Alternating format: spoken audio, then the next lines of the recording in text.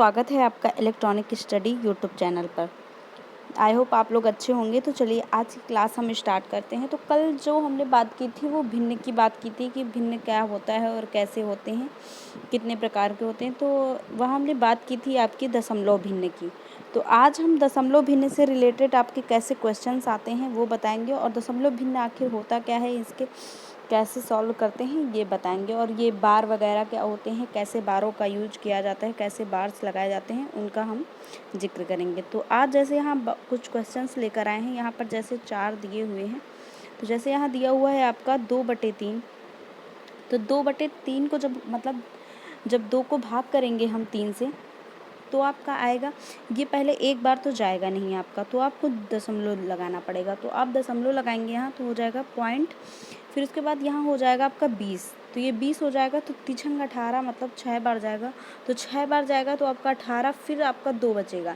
तो फिर आपका दशमलव की वजह से आपका फिर 0 बढ़ेगा, तो 0 बढ़ेगा तो फिर अगेन 20 हो जाएगा। तो फिर मतलब 6 बार जाएगा, मतलब 6 6 6 6 की पुनरावृत्ति होने लगती है। तो यहाँ 6 6 6 बार बार आएगा, तो मतलब कि 6 की पुनरावृत्ति हो रही है। तो यहाँ हम लिखेंगे 0.6 बार। तो ये आपका जो जिस अंक की आपकी पुनरावृत्ति होती है उसके ऊपर हम बार लगा देते हैं। तो यहाँ पर हो जाएगा आपका 0.6 बार। तो इस क्वेश्चन का आंसर आपको ये हो जाएगा 0.6 बार। और अगर हम बात करें 5/18 की, तो 5/18 में हम देखेंगे तो ये पहले 5 जो है वो 18 से नहीं कटेगा, जाएगा ही नहीं, भागी एक बार भी नहीं जाएगा। तो यहाँ हम पहले दशमलव खिलाएंगे। तो यहाँ दशमलव हो गया, तो यहाँ पर आपका हो जाएगा 50। जब यहाँ 50 हो जाएगा तो हम 18 से भाग करेंगे 50 को, तो ये आपका 2 बार जाएगा, क्योंकि अगर हम 3 बार करेंगे तो 18 3 54 हो जाएगा, लेकिन हमको 50 के अंदर लेना है, तो हम 18 दूना 36 लेंगे। तो यहाँ पर 2 बार जाएगा आपका। तो यहाँ पर आपका बचेगा, जब यहाँ 36 लेंगे तो 18 दूनी 36, यहाँ 50 माइनस 36 करेंगे तो आपका हो जाएगा 10 में से 4 जाएगा, यहाँ 0 है, यहाँ से 1 उधार लेंगे तो ये आपका हो जाएगा 10, 10 में से 6 जाएगा तो आपका 4 बचेगा, यहाँ बचेगा आपका 4, 4 में 3 जाएगा तो आपका 1 बचेगा, मतलब 14 बचेगा। 14 के बाद फिर यहाँ आपका फिर एक 0 बढ़ जाएगा, 14 हमारा शेष बचा, फिर उसके बाद एक 0 बढ़ जाएगा। तो यहाँ पर आपका जब 2 बार जाएगा तो यहाँ आपका जो बचेगा, तो यहाँ पर जब आपका बचेगा तो आपका बचेगा 14, क्योंकि 50 में जब हम 36 से घटाएंगे तो आपका आता है 14। तो 14 हो गया, तो दशमलव की वजह से फिर यहाँ 0 बढ़ जाएगा, मतलब 140 हो गया हमारा। तो 140 को जब हम 18 से भाग करेंगे तो ये आपका जाएगा 7 बार। तो 7 बार जाएगा तो आपको हो जाएगा 126, मतलब 126। तो 140 में हम जब 126 घटाएंगे तो ये आपका हो जाएगा, 10 में से 4 जाएगा और 6 जाएगा, 4 बचेगा, यहाँ बचेगा 3, 3 में 2 जाएगा 1, मतलब फिर 14 बचा, 14 में फिर 0 बढ़ जाएगा आपका, 140 हो जाएगा, मतलब फिर ये 7 बार जाएगा। इसी तरह 7 की आपकी पुनरावृत्ति होने लगेगी। तो यहाँ पर जो आप लिखेंगे, तो यहाँ देखेंगे कि यहाँ 7 की पुनरावृत्ति हो रही, तो हम लिखेंगे यहाँ 0.27 बार, केवल ये 7 के ऊपर बार लगेगा, क्योंकि 7 की पुनरावृत्ति हो रही है, ना कि 2 की। तो यहाँ पर 7 के ऊपर बार लग जाएगा। इसके बाद बात करेंगे 5/11 की। तो 5/11 में आप देखेंगे तो ये फिर नहीं जाएगा एक बार में, तो ये इसको हम दशमलव खिलाएंगे। तो दशमलव जब खिलाएंगे तो आपका हो जाएगा यहाँ 50। तो ये 11 से भाग करेंगे 50 को, तो ये आपका 4 बार जाएगा, गिर चौक 44, 44 जाएगा तो आपका, तो यहाँ आप 50 में से 44 घटाएंगे तो आपका बचेगा 6 बचेगा। तो 6 फिर 0 बढ़ जाएगा आपका, तो मतलब कि 60 हो जाएगा, 60 हो जाएगा तो ये आपका जाएगा 5 बार। तो 5 बार जाएगा तो 11 5 55 हो जाएगा, फिर आपका बचेगा 5 बचेगा 55 में, मतलब 60 में से आप जब 55 घटाएंगे तो आपका 5 बचेगा। जब 5 बचेगा तो आप फिर उसमें 0 बढ़ा देंगे दशमलव के हिसाब से, तो यहाँ 0 हो जाएगा तो 50 हो जाएगा, तो मतलब फिर ये 4 बार जाएगा, 4 बार जाएगा तो आपका हो जाएगा गिरचौक 44, फिर 44 घटेगा तो यहाँ 6 बचेगा, 6 बचेगा, फिर 0 बढ़ेगा, 60 हो जाएगा, फिर 5 बार जाएगा आपका 11 25 55। तो यहाँ पर मतलब हम देखेंगे कि यहाँ पुनरावृत्ति हो रही है दशमलव के बाद आपकी 4 5 4 5, आगे भी इसी तरह 45 45 की पुनरावृत्ति होती रहेगी। तो यहाँ 2 डिजिट की पुनरावृत्ति हो रही है, तो इसलिए हमने यहाँ पर दोनों डिजिट के ऊपर बार लगा दिया। तो 0.45 बार, ये इस क्वेश्चन का आपका आंसर हो जाएगा। इसके बाद बात करेंगे अगर हम 5.3 की 5/3 की। तो 5/3 में आप देखेंगे तो पहले ये एक बार जाएगा आपका, मतलब जब 5 को हम 3 से भाग करेंगे तो पहले तो ये देखेंगे कि ये भाग जा रहा है कि नहीं।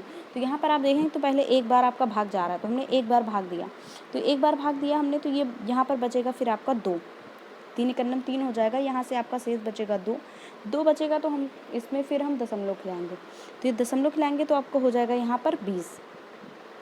जब 20 हो जाएगा तो यहाँ पर आप इसको देखेंगे, 20 को जब भाग करेंगे 3 से तो ये आपका जाएगा 6 बार, 6 बार जाएगा, फिर आपका 2 बचेगा, 3 18 होता है, 2 बचेगा, फिर 2 बचेगा, तो फिर उसमें बाद 0 बढ़ाएंगे तो आपका 20 हो जाएगा, फिर 6 बार जाएगा, इसी तरह 6 की आपकी पुनरावृत्ति होती रहेगी।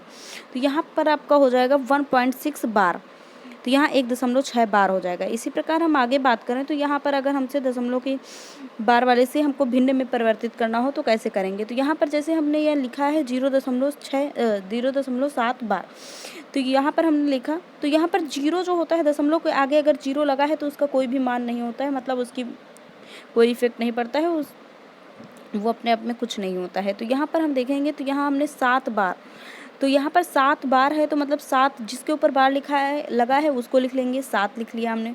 उसके बाद जो मतलब जितने अंक के ऊपर लगा है आपका बार तो उतने अंक की जगह में हम 9 लिखेंगे बटे मिला के, तो यहाँ पर हो जाएगा आपका बटे 9, 7/9 इसका आंसर हो जाएगा। उसी प्रकार अगर हम 0.39 बार में देखें तो यहाँ पर 2 डिजिट में बार है, यहाँ 0 का कोई महत्व नहीं होगा, 0 हम नहीं कंसीडर करेंगे। तो यहाँ पर हम देखेंगे तो यहाँ 3 9 हमने लिख लिया, फिर देखेंगे 2 डिजिट में आपका लगा है बार तो हमने यहाँ 2 बार 9 लिख लिया, तो ये हो गया आपका 39/99। तो 39 है तो ये आपका कटेगा 3 से काटिए तो ये हो जाएगा 3 एकन्नम 3 और 3 त्रिका 9, ये हो जाएगा आपका 33, तो 13/33 हो जाएगा, 33 हो जाएगा आपका। तो यहाँ फिर अगले क्वेश्चन की बात करेंगे तो अगला क्वेश्चन है आपका कि 0.57 बार, तो यहाँ आप देखेंगे कि केवल 7 में बार लगा है आपका, तो यहाँ पर हो जाएगा 0.57 बार में कि 57, पहले जो दशमलव के बाद आपकी जो संख्या दी हुई है, जो डिजिट दिए हुए हैं वो लिखा जाएगा, तो यहाँ आपका हो गया 57। उसके बाद फिर हम जो जिसमें आपका बार नहीं लगा होता है उसको हम घटा देते हैं, तो यहाँ पर देखेंगे तो 57 में आपका 5 में बार नहीं लगा है तो हमने 57 में 5 को घटा दिया। उसके बाद हम लिखेंगे यहाँ जितने में बार है उतना लिखते हैं तो उतने 9 लिखते हैं, तो यहाँ पर एक संख्या में एक मतलब अंक में आपका बार लगा हुआ है तो हमने एक अंक में 9 लिख लिया।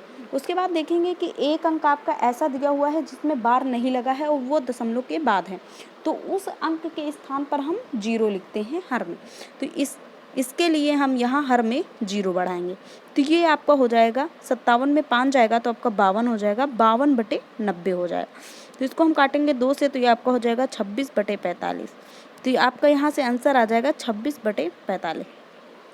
उसके बाद बात करेंगे हम नेक्स्ट की, तो नेक्स्ट है आपका कि 1.6 बार, तो 1.6 बार को हम सॉल्व करेंगे तो ये आपका हो जाएगा, ये 1 पॉइंट में दिया हुआ है, अगर 0 होता तो 0 को कंसीडर नहीं किया जाता, लेकिन यहाँ पर 1 दिया हुआ है तो 1 को तो हम मानेंगे, तो यहाँ पर होगा आपका 1 पॉइंट प्लस, अगर 1 है तो आपका 1 हो जाएगा, फिर प्लस हो जाएगा, और 6 है तो 6 लिखेंगे। उसके बाद आप देखेंगे तो यहाँ एक अंक के ऊपर बार लगा हुआ है तो हम बटे में 9 लिख लेंगे, तो यहाँ पर हो जाएगा 1 + 6/9, तो 6/9 को हम 2 से काटेंगे तो ये 3 से काटेंगे तो 3 दूनी 6 हो जाएगा, 3 त्रिका 9 हो जाएगा, मतलब 1 + 2/3, तो 1 + 2/3 को सॉल्व करेंगे तो आपका हो जाएगा 5/3, तो इसका आपका आंसर हो जाएगा 5/3।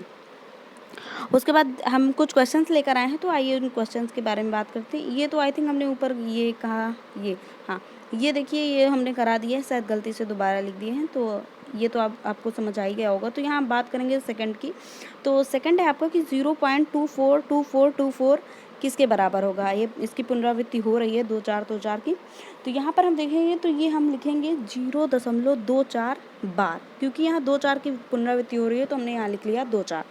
फिर उसके बाद यहाँ 0 का कोई इफेक्ट नहीं होता तो हम लिखेंगे 24/2 अंक के ऊपर बार लगा है तो मतलब बटे में 2 9 लिखे जाएंगे, तो ये आपका हो जाएगा 24/99। फिर ये 3 से कटेगा तो आपका 8 बार जाएगा, ये 33 बार, तो 8/33 इस क्वेश्चन का आपका आंसर हो जाएगा। इसके बाद नेक्स्ट क्वेश्चन है आपका कि 1.3 बार किसके बराबर है। तो यहाँ हमने अभी बताया इसके ऊपर कि 1 + 3/9 अगर है, अरे सॉरी, अगर यहाँ पर 1 है आगे दशमलव के तो उसका मान लिया जाएगा 1 प्लस हो जाएगा आपका, और 3 1 और 1 अंक के ऊपर आपका बार है तो बटे में 1 9 हो जाएगा, तो ये आपका हो जाएगा 1 + 3/9, 3 को काटेंगे 1 और ये 3 हो जाएगा, तो 1 + 1/3 हो जाएगा, तो मतलब 4/3 हो जाएगा इस क्वेश्चन में। जैसे नेक्स्ट क्वेश्चन है आपका कि 0.4 बार का वर्गमूल है। तो यहाँ पर हमसे वर्गमूल पूछा है कि 0.4 बार का वर्गमूल बताइए। तो इसका वर्गमूल निकालेंगे हम। तो यहाँ पर जैसे 0.4 बार लिखा है आपका, तो 0 आप कंसीडर नहीं करते हैं, तो यहाँ पर आपका हो जाएगा 4 अपॉन एक डिजिट के ऊपर आपका बार लगा है तो हम बटे में 9 लिखेंगे।